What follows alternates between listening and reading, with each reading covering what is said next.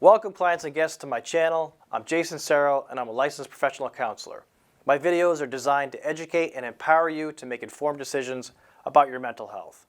If you want to watch my latest videos, subscribe and be sure to hit the notification bell so you never miss a video.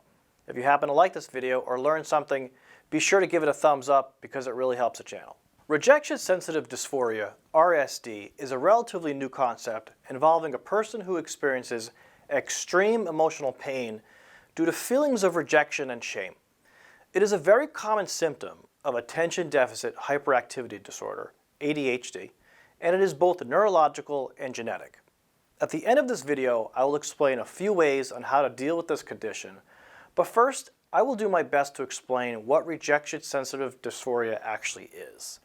The key feature within the condition includes a disproportionate response afterward to the perceived or real rejection.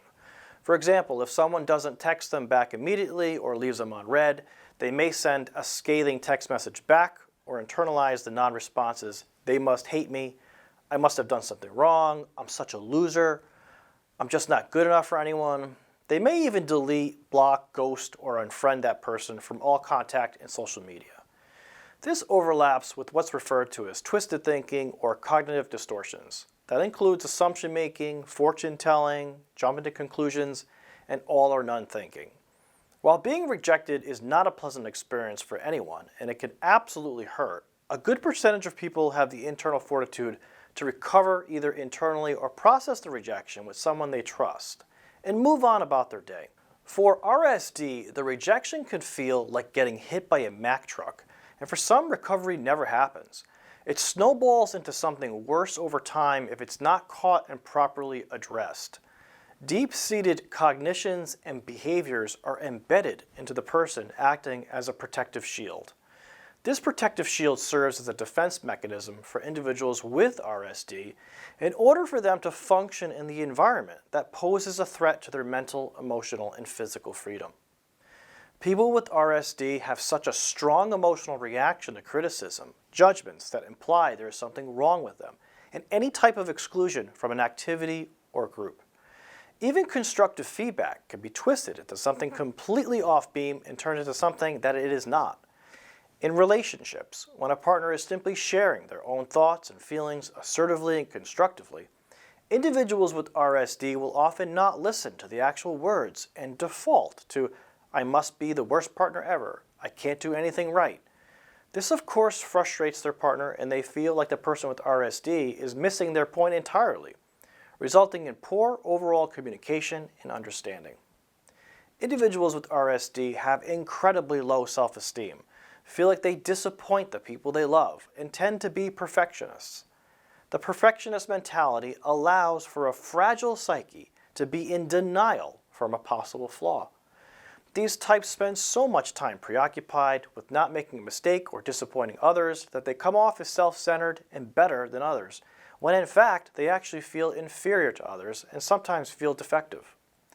It is this extreme fear of being disliked, excluded, or even having imposter syndrome, which are feelings of severe inadequacy and self-doubt, where they may be exposed as a fraud, that relationships can be fleeting and full of stress and conflict.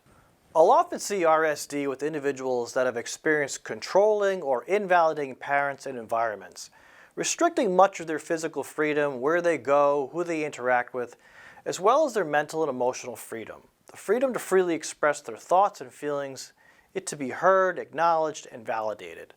Instead, they were either shut down emotionally by their parent or family member, or told their feelings were wrong when they expressed them. "I don't want to hear it," or "I'm sorry you feel that way, but you shouldn't have done X, Y, and Z," are two common examples of poor parenting behaviors that greatly contribute to the problem. It's the authoritarian parenting style that unfortunately de-emphasizes verbal give and take, expecting their orders to be obeyed without question. They say things like, "I'm the parent and because I said so," or control children through shaming or disproportionate consequences like grounding their child for 2 months for minor infractions. They may be passive communicators, not wanting to make any waves, disagreeing with others, but giving off the impression that they agree, which frustrates assertive communicators because it's difficult to know what they truly think and feel, often resulting in mistrust. In children, we will often see RSD manifest through various ways. Children can get very nervous when they perceive their friend will not want to play or listen to them, get angry if they believe they'll be the last kid chosen for a group project or group activity, and even angry if they believe the teacher is excluding them in any classroom activity. You will see big emotions or behaviors in response to the perceived or real rejection. A child may interpret some friendly, well-intentioned teasing as evidence that their friends hate them. They may act out in rage. The notion that friendly jabbing amongst peers contributes to the intimacy of the relationships is a lost concept on the extra-sensitive child. It's helpful to provide context, alternative possibilities, and guidance to the child when they have these experiences so they don't form this black and white thinking, creating a lifelong struggle with that social situation. Individuals with RSD feel like failures and tend to exaggerate their struggles, how people have wronged them, how much people dislike them, and they carry tremendous amounts of shame. In my experience as a clinician, I'm convinced that they simply haven't been taught or haven't learned the language skills necessary to communicate exactly what they think and feel.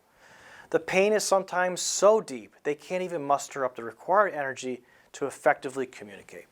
It's not their fault. People do not want to be this way. It is crippling and exhausting for them.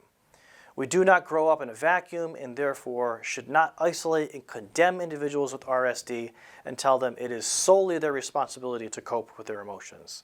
Collectively, we contribute to the problem, and collectively we must engage to come up with the solutions. We tend to take more accountability for our part when we feel the collective group is actively participating on their end as well. The following 3 strategies can assist those who are dealing with RSD. Number 1, self-compassion. Self-compassion is not created in one day. It's a brick-by-brick construction that involves a few things. First, it's recognizing that you are suffering, feel like a failure, and feel inadequate. Validate that pain. Do not ignore or avoid it or put on a fake front so you appear to have your shit together when you know you don't. Next, self-compassion includes accepting that you're not perfect. You do and will make mistakes, and that frustration is actually a tool for understanding how to problem solve more effectively. My apologies to all my unicorns, princesses, and princes out there who prefer to live in an alternative world, but this is part of the human experience, being able to recognize our personal inadequacies and suffering.